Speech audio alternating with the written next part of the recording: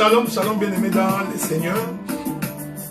Nous remercions l'Éternel Dieu qui nous a gardés, qui nous a protégés et qui nous donne l'opportunité d'être avec vous en ces jours pour que nous puissions ensemble partager la parole. Spécialement aujourd'hui, nous commençons notre émission à 15h heure d'Ottawa, à 21h heure de Paris, 20h heure de Kinshasa, parce que nous avons un programme immédiatement après notre intervention. Donc voilà pourquoi nous avions décidé de décaler d'une heure notre intervention. Nous vous l'avions annoncé, je crois, une semaine en avance. Question de ne pas vous prendre au dépourvu. Et nous croyons également que le samedi prochain, nous pourrons être absents parce que nous pourrons faire un déplacement quelque part pour des raisons ecclésiastiques. Donc ça va nous être très difficile probablement le samedi prochain d'être avec vous. Donc souffrez qu'aujourd'hui nous commencions un peu plus tôt. Et je me ferai violence pour qu'à 4h, 4h05, 10 tout au plus, que nous ayons fini notre intervention, parce que je voudrais finir la partie portant sur le gage que Judas a donné à notre sœur Tamar. Je me permets de vous rappeler que Tamar est considérée comme étant l'ancêtre de Jésus quant à la chair. Lorsque nous ferons la marche, nous démontrerons que c'est dans cette lignée que le Seigneur Jésus-Christ va naître. Voilà pourquoi nous disons que cette chose cache beaucoup de mystères. Cette chose cache beaucoup de choses. Voyez-vous? Mais aujourd'hui, nous sommes en train de parler du bâton. Donc, je m'en vais conclure aujourd'hui avec le bâton qui a été donné à Tamar comme étant le gage que Judas devait donc revenir vers elle.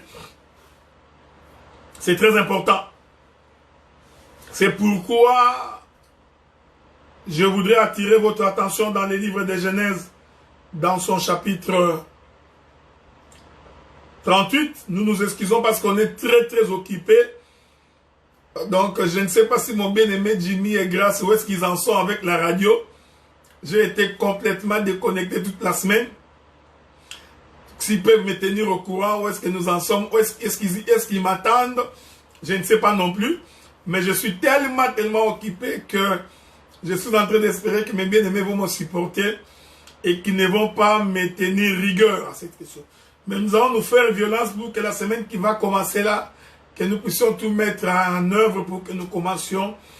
Effectivement, nous voulons profiter de l'occasion pour dire au pasteur Blanchard Ingala, notre pasteur qui habite la Chine, dans la ville de Guangzhou, que nous avons toutes ces prédications, tous ces enseignements, nous les avons bel et bien reçus.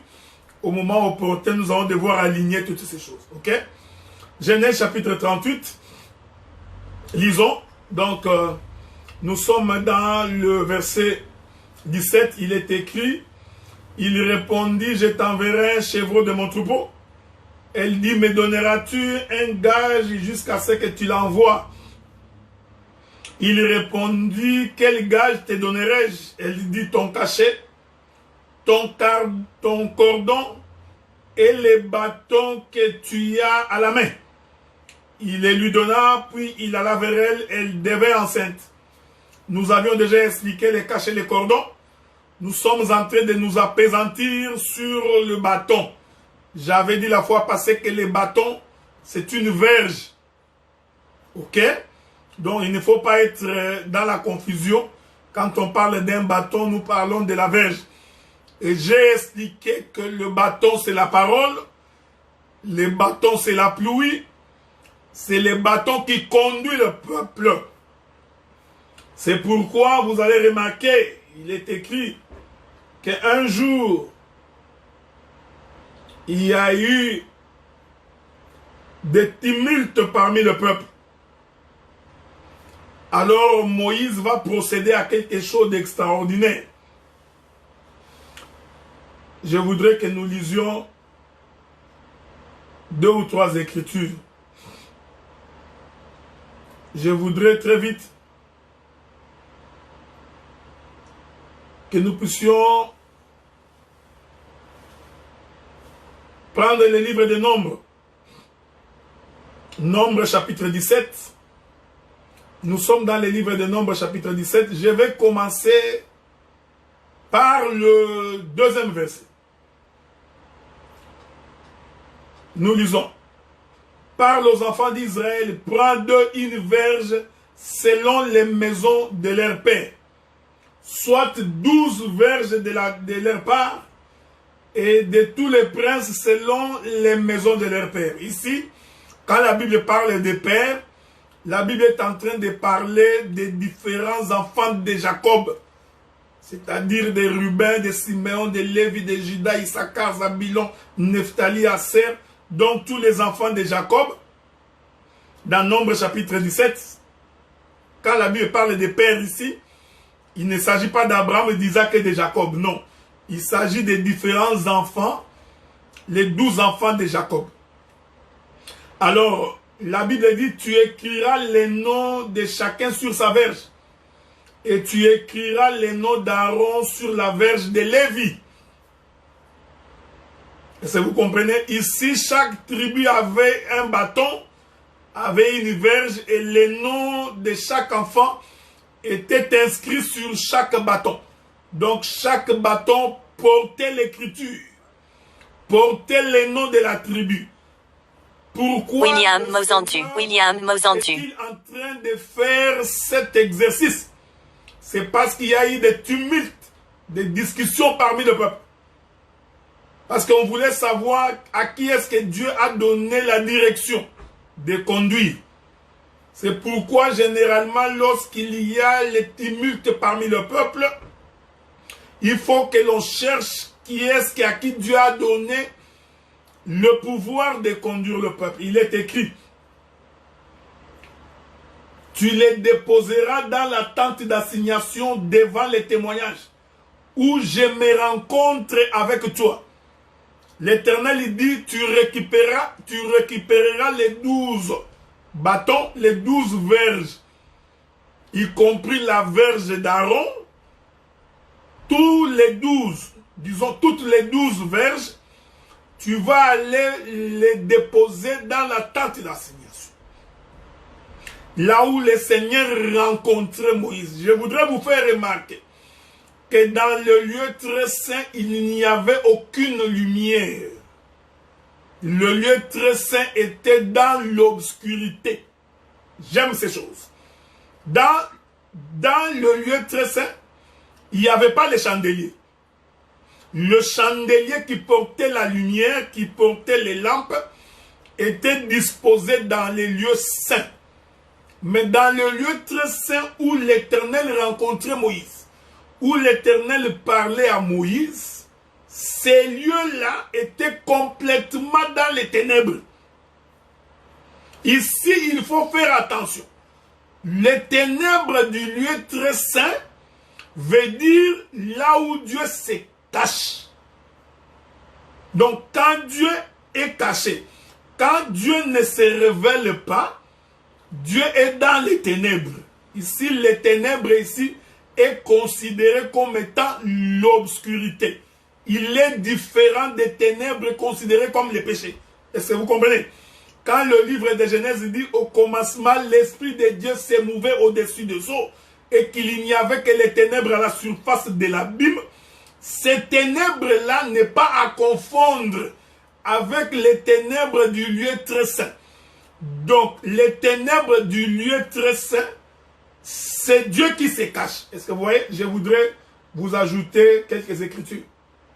C'est toujours important d'avoir les écritures comme appui. Ça vous permet de ne pas vous perdre lorsque nous marchons dans le sentier détourné. Ok? C'est très important, c'est pourquoi on a besoin des écritures. Souffrez, je suis en train de chercher une écriture qui va nous permettre de pouvoir avancer. Je crois que c'est mon bien-aimé,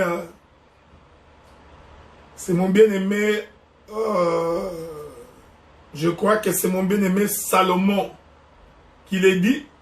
Je ne sais pas si je vais trouver cette écriture-là, mais si je ne la trouve pas, je suis en train d'espérer que le frère, comment il s'appelle ce frère? Roland, qui n'a pas été emporté par l'été, il va nous aider là-dessus. Il y a une écriture qui dit que le Seigneur habite-t-il les ténèbres. Je n'ai pas trouvé cette écriture-là. Je crois que c'est un Chronique chapitre... Attendez.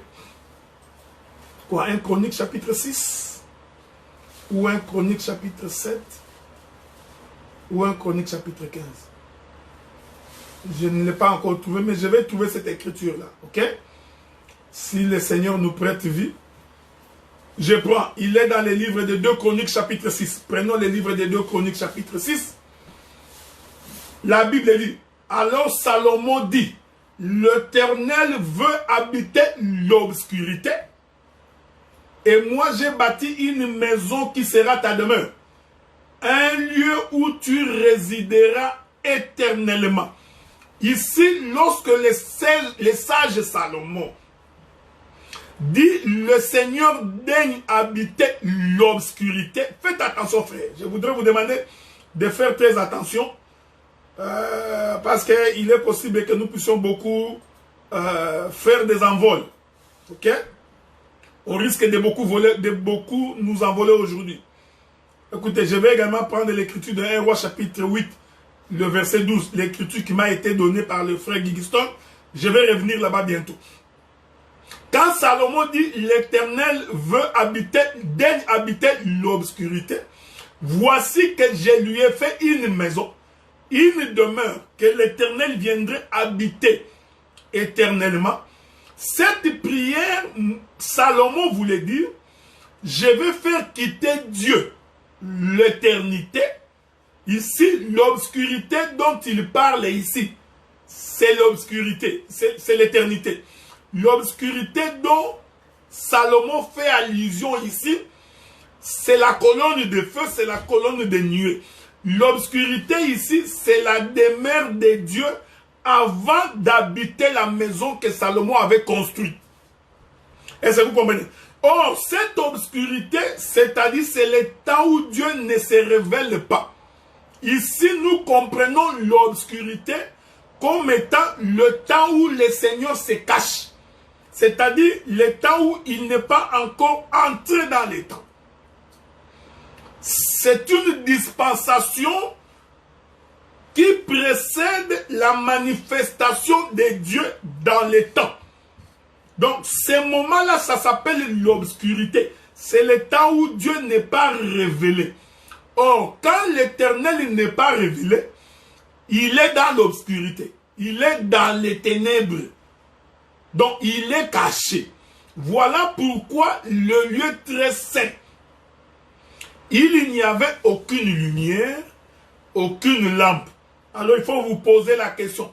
Quand les souverains sacrificateurs entraient pour aller répandre la cendre sur le propitiatoire, comment voyait-il? Il faut vous poser la question. Quand Moïse entrait pour causer avec Dieu, et que Dieu se tenait sur le propitiatoire entre les deux chérubins, comment Moïse voyait-il? Voilà pourquoi nous disons que ces choses cachent les mystères de l'évangile. Ici, dans 2 Chroniques chapitre 6, le premier verset, quand Salomon dit, je relis cette écriture pour vous, pour une bonne saisie, Salomon dit, l'Éternel veut habiter l'obscurité. Salomon voulait dire, l'Éternel veut-il rester en dehors du temps? Voyez-vous, frère, parce que quand le Seigneur est en dehors du temps, il n'y a point de lumière. Parce que l'éternité n'a ni commencement ni fin de jour. Dans l'éternité, il n'y a ni lumière, ni noir, ni la nuit. Il n'y a ni soleil ni la lune. C'est l'éternité. Incommensurable, insaisissable par l'intelligence humaine. Donc, ces temps-là, de quoi? De Chroniques chapitre 6, verset 1er, c'est l'éternité. Maintenant, quand il dit, moi j'ai bâti une maison qui sera ta demeure, un lieu où tu résideras éternellement, Salomon voulait dire, quitte l'éternité, viens entrer dans le temps. Donc, en d'autres termes, quitte l'éternité, viens entrer dans la maison que je t'ai construite. Viens entrer dans la maison que j'ai bâtie pour toi. Oh, la maison que Salomon est en train de construire, de bâtir pour Dieu, c'est ça même le corps d'Adam. Est-ce que vous comprenez? Donc, Dieu doit quitter l'éternité pour entrer dans le corps d'Adam. C'est-à-dire, il doit quitter l'éternité pour entrer dans le monde. C'est ainsi que nous comprenons l'écriture des Hébreux. Tu n'as voulu ni sacrifice ni holocauste, mais tu m'as fait un corps. Voilà. Voici, je viens. Dans le rouleau du livre, il est question de moi. Le rouleau du livre ici, c'est un corps. C'est ça la maison. C'est ça la demeure. Mais lui quitte l'éternité, il vient entrer dans cette maison. En d'autres termes, il quitte l'obscurité, considérée comme étant l'éternité. Il vient donc entrer dans l'état. Mais quand il entre dans l'état, il se cache encore. J'aime les sages Salomon. Salomon dit qu'il n'y a rien de nouveau sur la terre. Ce qui est, c'est ce qui a été, c'est ce qui sera. Voyez-vous, frère? Donc, quand il vient entrer dans le corps, il reprend encore les gestes de se cacher. Il se cache encore dans les ténèbres. Les ténèbres ici, c'est les lieux très saints.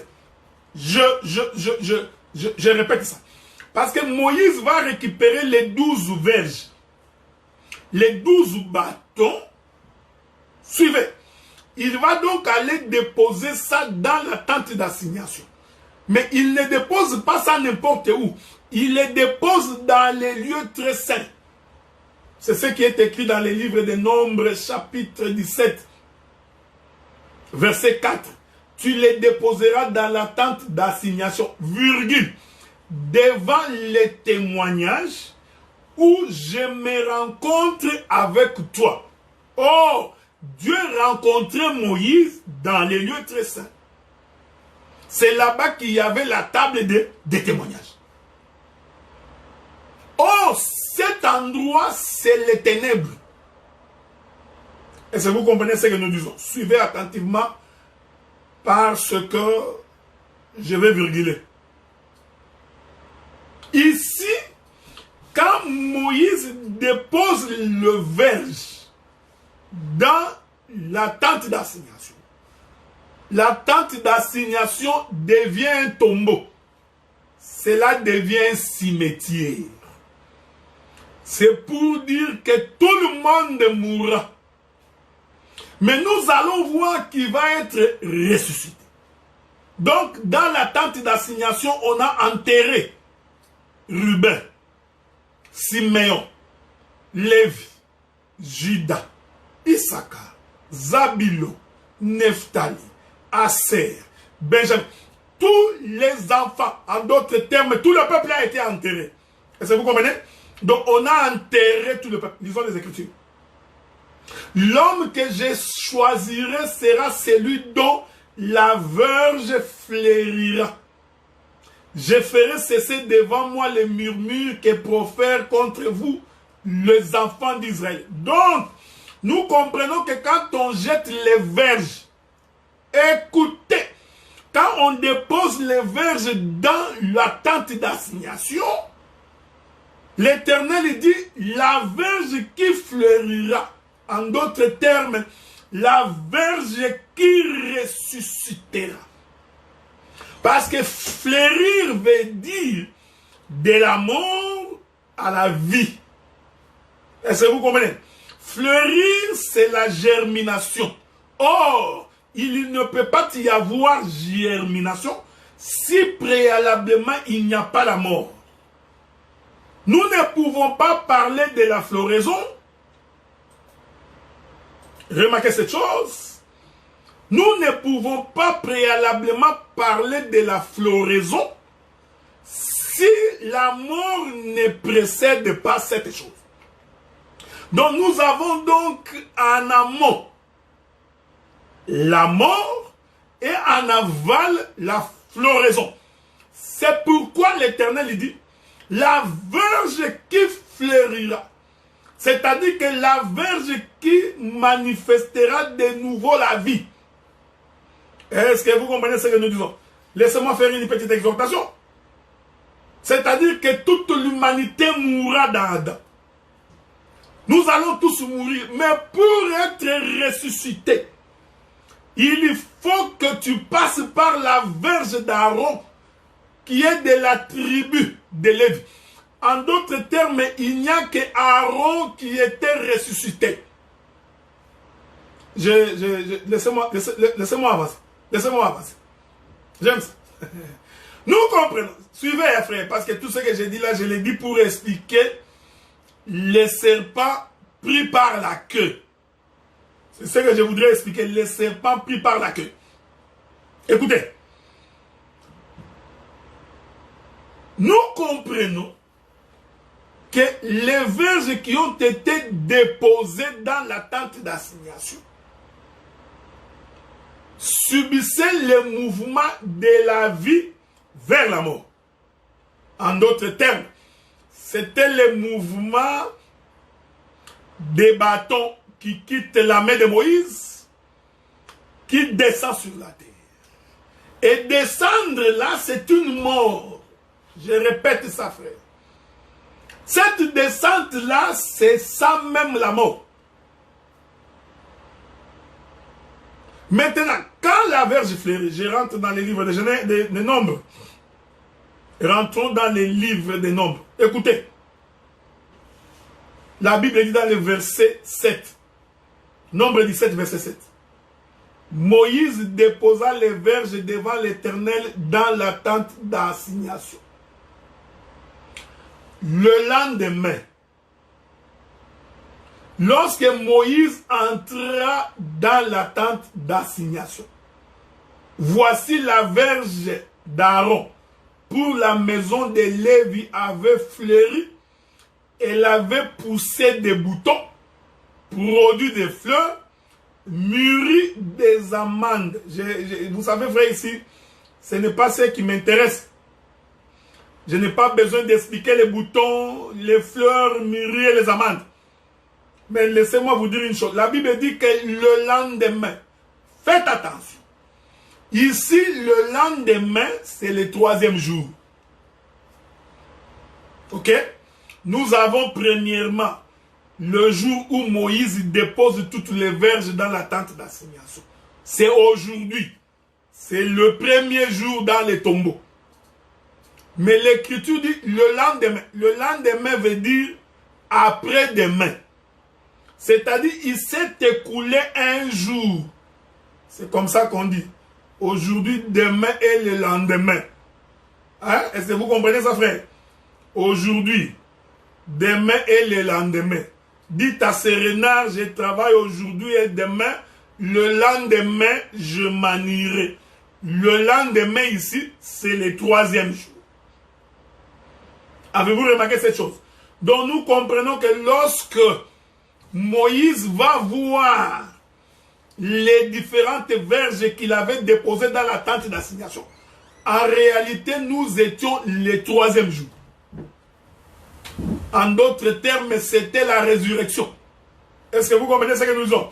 Donc la verge d'Aaron était ressuscitée, manifestant les fleurs, les boutons et les amandes mûries, c'est-à-dire manifester la vie. Laissez-moi encore exhorter. Avec votre permission, nous pouvons toujours exhorter, frère. L'Écriture dit,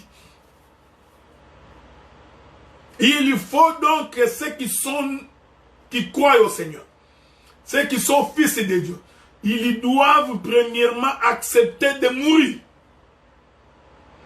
Mais la mort en elle-même ne suffit pas. Il faudrait que ceux qui sont morts en Jésus ressuscitent avec lui. C'est ce que la Bible dit. Paul dit, si Christ n'était pas mort et ressuscité, notre prédication serait vaine. Est-ce que vous comprenez? Donc nous comprenons que la verge d'Aaron avec toutes les autres verges placées dans le tombeau, c'était la mort. Mais laissez-moi ajouter une portion de l'Écriture. Vous allez comprendre que les 12 autres verges, en dehors de la verge d'Aaron, c'est-à-dire la verge de Ruben, de Siméon, de Judas, toutes les autres verges, en réalité, ce sont les prophètes. Est-ce que vous comprenez? Donc, c'est Abraham, c'est Habakkuk, c'est Jérémie, c'est Ésaïe. Donc, c'est pourquoi nous disons aucun prophète n'est ressuscité. C'est pourquoi je crois que le frère Paul dit ceci. Souffrez, hein? Je ne sais pas si je trouverai cette écriture-là. Le frère Paul dit ceci. Entre le frère Paul ou le frère Jacques, je vous ai toujours dit que je ne suis pas un bloqueur de versets. Je n'ai pas l'habitude de bloquer les versets, donc... le frère Paul explique quelque chose quand il est en train de prêcher à propos de David. Il dit que leur sépulcre est ici au milieu de nous. Je ne sais pas si je vais trouver cette écriture-là dans les livres des Actes des Apôtres, si je ne me trompe pas. Hein? Si quelqu'un peut les trouver. Voilà, nous sommes dans Actes des Apôtres chapitre 2. Actes des Apôtres chapitre 2. Je voudrais commencer par le verset 27. C'est le frère Pierre qui parle. Il dit, « Car tu n'abandonnes pas mon âme dans les séjours des morts. Tu ne permettras pas que ton sein voie la corruption. » Ici, je suis en train de présenter la verge d'Aaron. Je présente les bâtons d'Aaron. Ok? Il dit, « Car tu n'abandonneras pas mon âme dans les séjours des morts. » L'âme ici, c'est un bâton. C'est une verge. Et tu ne permettras pas que ton sein voie la corruption. C'est-à-dire mourir et partir. Tu m'as fait connaître les sentiers de la vie. Tu me remplis de joie par ta présence. Homme frère, qu'il me soit permis de vous dire librement au sujet du patriarche David qu'il est mort, qu'il a été enseveli et que son sépulcre existe encore aujourd'hui parmi nous. Mais comme il était prophète, il savait que Dieu lui avait promis avec serment de faire asseoir un de ses descendants sur son trône. C'est la résurrection du Christ qu'il avait prévu, annoncé en disant qu'il ne serait pas abandonné dans les séjours des morts et que sa chair ne verrait pas la corruption. Est-ce que vous comprenez ça, frère? Donc ici, le prophète Pierre, expliquant les paroles dites par le chantre David, quand David dit, tu ne permettras pas que mon âme puisse connaître la pourriture, la corruption. Cette écriture ne concerne pas David. Parce que David est mort et son corps a pourri. Son tombeau est encore là. Est-ce que vous comprenez? Ici, nous comprenons qu'en réalité, David parlait de la verge d'Aaron.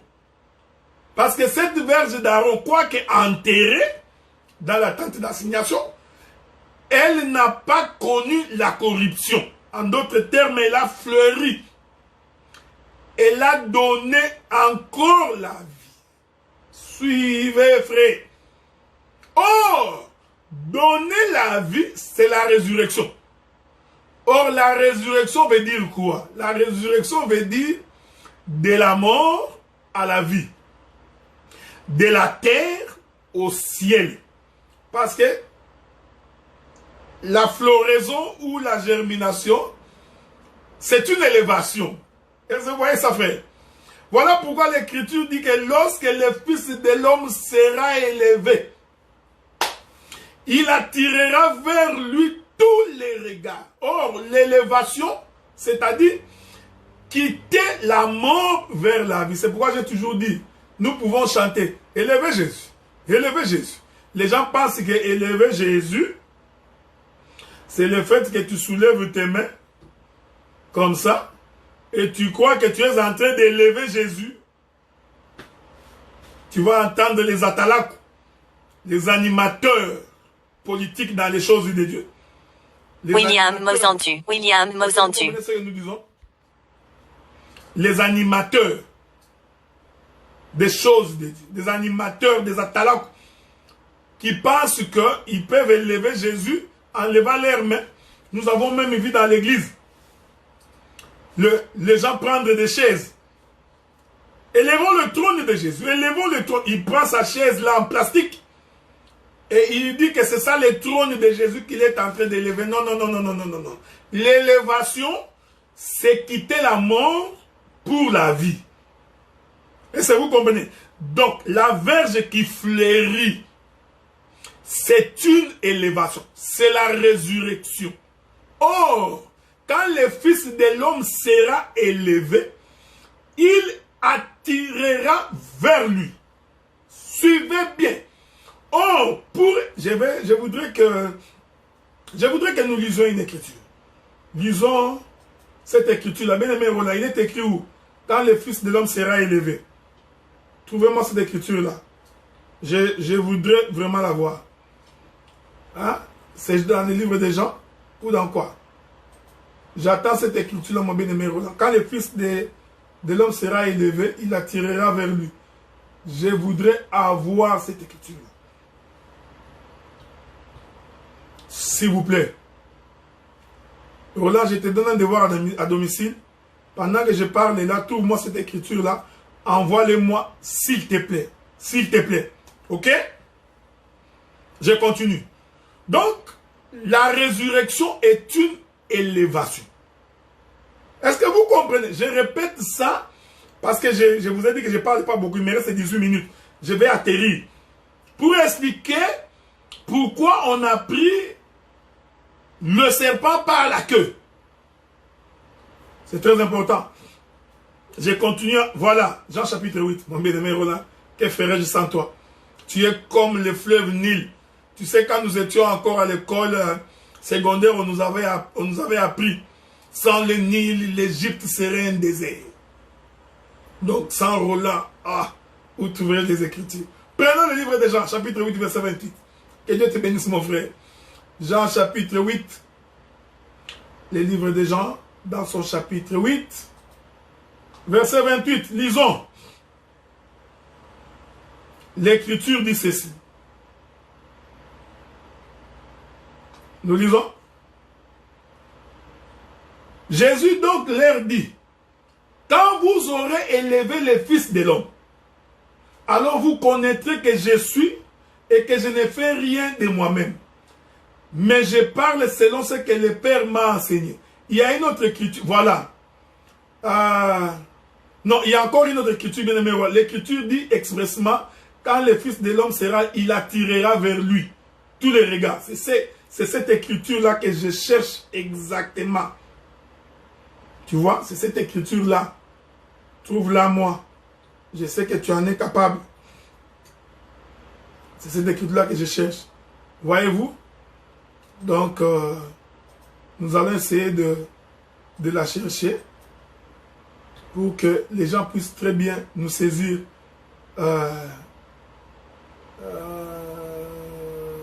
Je ne sais pas si tu l'as trouvé. Laissez-moi voir si tu l'as trouvé, bien-aimé Roland. Jean chapitre 12, verset 32. Jean chapitre 12, verset 32. Merci beaucoup. Jean chapitre 12, verset 32. Nous lisons. Ok. Ok. Et moi, quand j'aurai été élevé de la terre, j'attirerai tous les hommes à moi. Voici notre écriture qui va nous servir d'atterrissage. Il dit, je pouvais même commencer par le verset 31. Maintenant a lieu le jugement de ce monde. Maintenant le prince de ce monde sera jeté dehors. Et moi, quand j'aurai été élevé de la terre, j'attirerai les hommes à moi. Donc, quand Jésus va être élevé, ici, nous disons, c'est la résurrection. Maintenant, rentrons visiter le frère Moïse. L'Éternel Dieu pose la question à Moïse. Il dit, Moïse, qu'est-ce que tu as dans ta main? Moïse répond, j'ai une verge, j'ai un bâton. L'Éternel Dieu dit, prends-la, cette verge, jette-la par terre. J'avais expliqué que le bâton qui descend par terre, c'est la descente de Jésus qui quitte la terre, qui quitte le ciel, pardon, et qui descend sur la terre.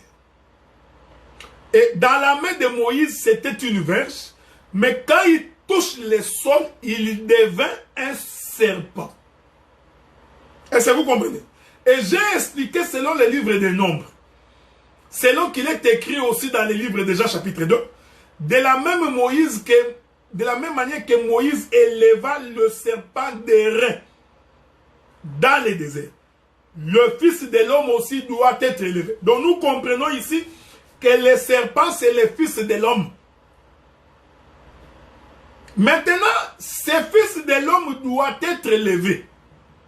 Mais quand il est élevé, il faut qu'il attire avec lui tous les hommes. J'aime ça. C'est-à-dire que par la résurrection de Jésus, il y a les hommes qui sont attirés. Or, pour que le Seigneur t'attire, il faut que tu sois attaché à son corps. Il faut que tu sois accroché à son corps. Donc nous comprenons que la verge qui était tombée par terre n'avait aucune autre mission que de rassembler les hommes dans son corps. Est-ce que quelqu'un me comprend, frère? Le problème, c'est que Dieu a jeté le bâton. Moïse a jeté la verge. Ici, nous comprenons que Moïse, c'est Dieu. Pourquoi a-t-il jeté ce bâton, cette verge? C'est pour qu'il y ait le mouvement de collage. C'est-à-dire, il est descendu pour que les hommes s'accrochent dans ces corps qu'on appelle les corps du serpent. Est-ce que vous comprenez? Maintenant, pendant que le serpent est en train de marcher sur la terre, parce que Moïse, quand il jette le serpent se met en mouvement. Et vous comprenez?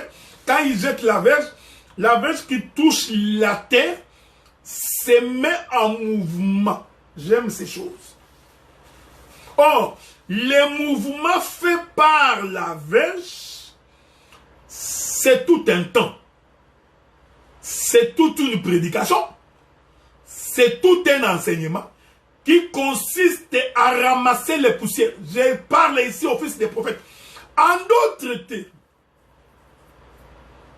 ces serpents, c'est l'écriture de Genèse. Pour créer Adam, l'Éternel a rassemblé la poussière de la terre. Vous voyez ça, frère? Or, la main de l'Éternel qui rassemble la poussière de la terre, c'est ça les serpents. C'est ça le bâton, la verge dans la main de Moïse. J'avais expliqué ces choses. Parce que c'est la main qui rassemble. En d'autres termes, c'est la main qui attire les différentes poussières pour qu'ils s'attachent. Et nous disons que cette main-là, c'est ça même le Fils de l'homme. Cette main-là, c'est ça les serpents. Remarquez ces choses. Oh! Quand Moïse veut reprendre le serpent, il voulut prendre le serpent par la tête. Dieu dit non. Prends le serpent par la queue. Allons doucement pour que la révélation ne t'échappe pas. La tête, c'est le commencement. La queue, c'est la fin. Est-ce que vous comprenez ce que nous disons? La tête, parce que c'est la tête qui conduit. C'est la tête qui donne la direction. En d'autres termes, la tête du serpent, c'est la tête de l'homme. Je voudrais ajouter, la tête du serpent, c'est le sommet de la montagne. Si nous considérons la disposition du tabernacle, nous allons considérer que le tabernacle a le lieu saint, non, le lieu très saint, le lieu saint et le parvis. Est-ce que vous comprenez? L'Éternel Dieu étant la tête du corps, c'est lui qui est dans les lieux très saints. Et c'est lui qui dirige tous les corps. Donc, le lieu saint est conduit par le lieu très saint. Le parvis est dirigé par le lieu très saint. Le lieu très saint, c'est la tête de la locomotive qui dirige. C'est pourquoi l'Écriture dit, Jésus-Christ est la tête du corps. La tête de l'Église, c'est lui qui dirige tout le corps. Or, si c'est le lieu très saint, nous comprenons que le parvis, c'est les pieds. Le parvis, j'aime ça, c'est la porte. Je répète, le parvis est une porte. Tu ne peux pas entrer dans le lieu saint pour se retrouver dans les lieux très saints si tu ne passes pas par le parvis. Le parvis est donc la porte qui permet aux terrestres d'entrer dans les célestes. Voilà pourquoi j'ai toujours dit, personne ne peut aller au ciel s'il ne passe par le parvis. Or, le parvis, c'est le lieu du nettoyage. C'est le lieu où celui qui était pécheur est sanctifié. C'est le lieu où le pécheur est justifié. Il passe donc par le parvis. Avez-vous remarqué ces choses? Donc, le parvis est une porte. En d'autres termes, le parvis, c'est la queue du serpent. Est-ce que cela vous arrive? Le parvis, c'est la queue du serpent. Le parvis, c'est la porte. La queue, c'est la porte du serpent. Je répète ça pour expliquer pourquoi ce serpent doit être pris par la queue. En d'autres termes, quand Jésus est en train de marcher, ici je parle du serpent, sa queue est une porte. La porte par laquelle tous ceux qui croient au Seigneur rentrent par là, frère. C'est pourquoi j'ai identifié la queue au parvis. Parce que le parvis, c'est la seule porte qui nous permet d'entrer dans le royaume. Voilà pourquoi, lorsque le Seigneur voulut rencontrer le peuple d'Israël sur la montagne de Sinaï au temps d'Horeb, il demanda à Moïse de dire aux enfants d'Israël de laver leurs vêtements le troisième jour, qu'ils viennent au bas de la montagne. Mais moi, l'Éternel, je parlerai du haut de la montagne. Donc, l'Éternel sera au sommet de la montagne et le peuple va être au parvis. Or, comme nous savons que le ministre exerce par élévation, hein, parce que le ministre exerce par élévation. Nous étions tous du peuple. J'étais frère comme vous, fidèle comme vous. Quand Dieu m'établit ministre, il m'élève. Par rapport au peuple, je prends la position de quelqu'un qui est élevé. C'est pourquoi l'Écriture dit, lorsque les sacrificateurs seraient en train de gravir l'autel pour sacrifier, il doit porter un sous-vêtement de manches longues de peur que le peuple ne voie sa nudité. En d'autres termes, le sacrificateur montait des degrés. Donc, il quittait le peuple, il était élevé. Est-ce que vous voyez? Les ministres exercent par élévation. Donc, nous comprenons que Moïse était dans le lieu saint. Quand Dieu donne rendez-vous au peuple, Dieu parle au sommet de la montagne. Dieu, au sommet de la montagne, c'est le lieu très saint. Moïse, lui, était dans le lieu saint. Je n'ai pas le temps d'expliquer beaucoup de choses parce que le pain qui nourrit le peuple est porté par le ministre. Lequel ministre doit être dans le lieu saint? C'est parce que dans le lieu saint qu'on trouvait les 12 pains des propositions. Et le peuple était au parvis. Or, le parvis, c'est ça même les pieds de la montagne. Le parvis, c'est la queue du serpent. Est-ce que vous comprenez ça, frère? Le parvis, c'est la porte d'entrée. Oh! Quand le Seigneur dit à Moïse, prends le serpent par la queue, Dieu voulait dire à Moïse, ferme la porte. Donc, prendre le serpent par la queue, c'est fermer le temps du salut. C'est-à-dire qu'on a fermé, on a clôturé. Avez-vous remarqué cette chose? C'est-à-dire qu'on a fermé. J'aime ces choses. Hein? Regardez, regardez. Nous allons conclure bientôt. J'avais beaucoup de choses à dire, mais souffrez parce que je vous ai dit que j'ai un rendez-vous. J'ai des choses à faire. Je serai obligé, à un moment donné, de m'arrêter pour pouvoir continuer la fois prochaine. Prendre par la queue. Parce que je vous ai dit que la queue, c'est la porte. C'est-à-dire que les chrétiens ils entrent dans la maison. Les chrétiens entrent, ils sont en train d'être accueillis. C'est-à-dire la porte est encore ouverte et le peuple est en train. Donc le temps où le serpent est en train de marcher, c'est le temps de la grâce. L'évangile est annoncé. C'est pourquoi il est écrit. Pendant que vous entendez encore sa voix, n'endurcissez pas votre cœur. Est-ce que vous comprenez ça? N'endurcissez pas votre cœur. Restez donc attachés et écoutez. Est-ce que vous comprenez ce que nous disons? Restez donc attachés et écoutez l'évangile. Pourquoi? Parce que c'est le temps de la grâce. C'est le temps où l'évangile est encore annoncé. C'est-à-dire que la porte est encore ouverte.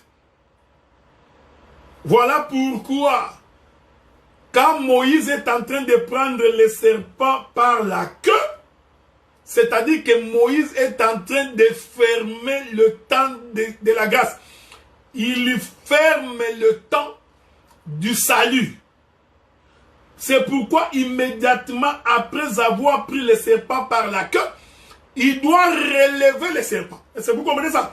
Donc, il prend par la queue et soulève. Donc, il fait quitter le serpent la terre.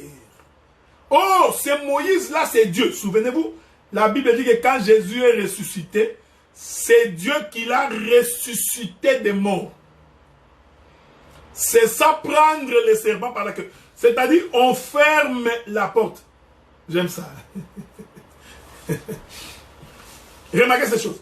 C'est-à-dire qu'on ferme la porte. C'est ça parce que naturellement, si tu prends le serpent par la queue, un serpent naturel, il doit se retourner pour te mordre. Ok? Ça c'est naturellement. Il se retourne pour te mordre. Oh, pendant le temps de la grâce, il ne peut pas mordre ses bien-aimés. Est-ce que vous comprenez ça, frère? Ce n'est pas encore le temps où il va mordre. Parce que nous croyons que le serpent finira par mordre. Donc, quand on tient par la queue, c'est-à-dire, le temps de la grâce est fini. En d'autres termes, il clôture la marche.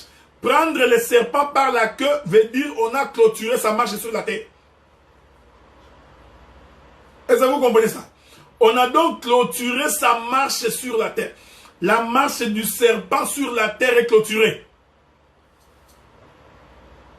En d'autres termes, on ferme la porte. Je vais illustrer cela par un témoignage de la Bible. Nous allons prendre un témoignage de la Bible pour illustrer ce que je viens de dire. Souffrez, hein? Je vais finir bientôt. Je vous avais dit que je ne prends pas beaucoup de temps. On continuera bientôt. Prenons un témoignage de la Bible pour illustrer ces choses. L'Éternel, il dit à Noé, il dit, Noé, fais-toi une hache ou un hache avec un bois de gopher. Parce que je vais détruire la terre. Suivez-moi attentivement. Nous disons, le bois de gopher, c'est un serpent. Donc l'arche, c'est tout un serpent. Parce que c'est au travers de l'arche que le Seigneur va juger le monde. Hein? Donc l'arche, c'est tout un jugement. C'est parce que c'est au travers de l'arche, certains vont être sauvés. Au travers de l'arche, certains vont être condamnés. Or, c'est au travers de l'œuvre de la croix que certains seront sauvés et certains seront condamnés. Donc nous comprenons que l'arche en lui-même, c'est tout un jugement.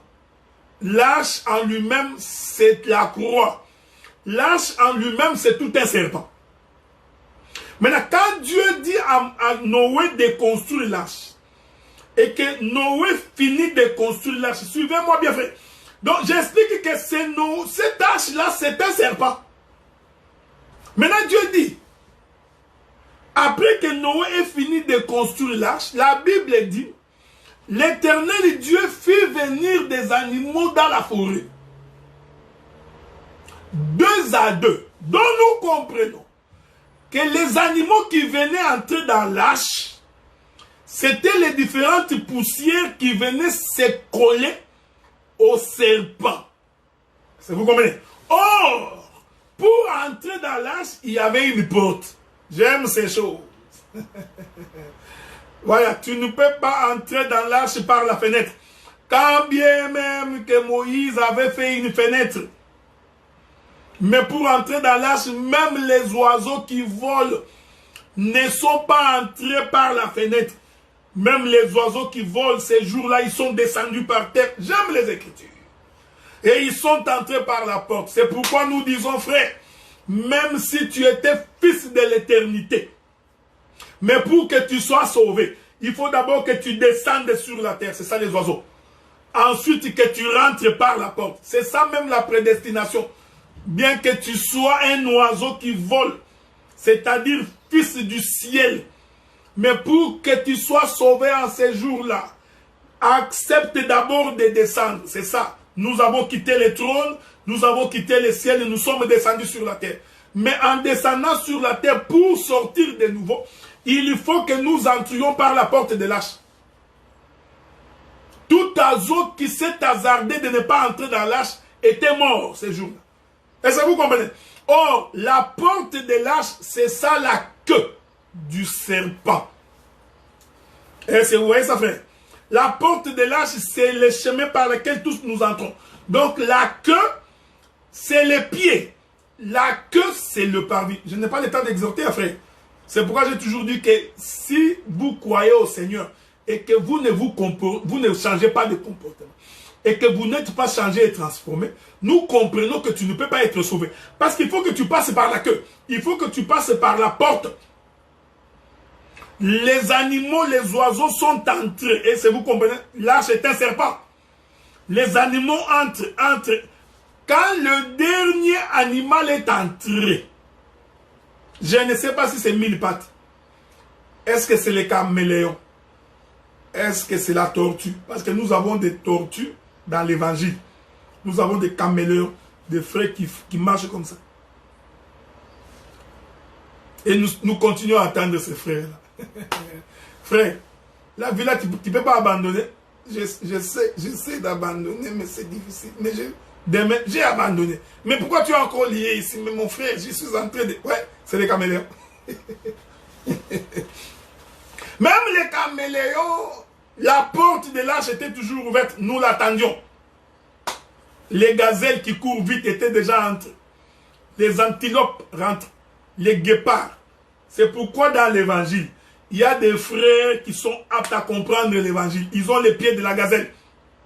Ils courent comme les lions, comme les guépards. Nous avons des sœurs très rapides à comprendre les choses de Dieu. Mais nous en avons également des caméléons.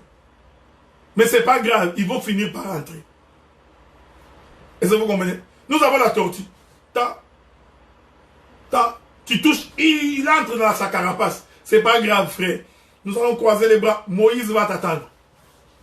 C'est pourquoi quand tu es appelé au ministère, il faut connaître les troupeaux. Il faut connaître le peuple que Dieu t'a confié. Il faut connaître les frères et les sœurs pour que tu apprennes comment marcher avec tout un chacun. Est-ce que vous comprenez ce que nous disons? Donc nous avons des frères caméléons. Lui, dès qu'il fait comme ça, dès que c'est jaune, il devient jaune. Ah, il est venu en Europe. Il trouve que tout le monde est dans la mafia. C'est un frère. Mais d'abord, il fait la mafia. Mafia. Et malhonnête. Il faut qu'on lui explique. Mon frère, tu vois, la vie que tu mènes là n'est pas une bonne vie. Tu ne peux pas être marié et déclarer au gouvernement que tu es divorcé pour te faire de l'argent. Ce n'est pas bon. C'est un caméléon. Oh non, frère, si on ne fait pas ça, comment on va vivre? Tu vas vivre, frère. Il lui faut beaucoup de temps pour qu'il comprenne que ce n'est pas bon. Là, il se relève, il dit, ah, ce n'était pas bon. Il change. Il fait un autre pas, la couleur est verte. Il prend la couleur verte. Oh, ce frère-là, c'est un frappeur. Il est dans la mafia, il fait des faux documents, des faux dollars. Tu vois, un frère comme ça. Mais c'est un frère. On essaie d'expliquer, il change de couleur. Mais finalement, il finira par rentrer. Mais quand il va entrer dans l'arche, il ne prendra plus de couleur. Quand les caméléons entrent dans l'arche, il prend la couleur de l'arche. Est-ce que vous comprenez ce que nous disons? Or, la porte de l'arche, c'est ce qui clôture la marche. Quand le dernier est entré, la Bible dit, et l'Éternel ferma la porte. Voilà, fermer la porte, c'est ça, mettre la main sur la queue du serpent et élever. Parce que vous comprenez que l'arche qui s'élève au-dessus des eaux, c'est ça même l'élévation. Voyez, frère. Donc l'arche prenait, plus l'eau tombait, l'arche montait aussi. Il prenait le dessus sur le monde. C'est ça même la résurrection. La résurrection, c'est prendre le dessus sur les choses de ce monde, frère. C'est ça l'élévation. Quand le Fils de l'homme sera élevé, il attirera. Frère, comment tu dis que tu as cru au Seigneur? C'est Jésus qui est ressuscité, qui a surmonté les eaux et toi tu n'es pas attiré. Jésus est en haut, tu dis non, moi je crois le Seigneur. Mais quand nous te regardons, basse cour, tu es toujours en bas. Est-ce que vous comprenez? Non. Quand on croit au Seigneur, on nous dit prendre par la queue, c'est mettre fin. Premièrement, au temps de la grâce. J'ai beaucoup de choses à expliquer ici. Fermer veut dire que tu as aussi quitté la terre, tu es entré dans les choses de Dieu. Prendre par la queue. La fermeture est annoncée. Avez-vous remarqué cette chose? Bien-aimé dans le Seigneur, ça a été pour moi un plaisir, un honneur de partager avec vous la parole. Vous comprenez que les bâtons que Judas donnait à Tamar expliquaient tous les plans de la rédemption. Donc il ne suffisait pas d'un seul bâton. Non, non, non. Tout ça, ça expliquait les mystères du royaume. Ça a été un plaisir de partager avec vous la parole. Que le Seigneur vous bénisse, qu'il vous garde, et qu'il garde vos maisons, qu'il protège tous vos travaux.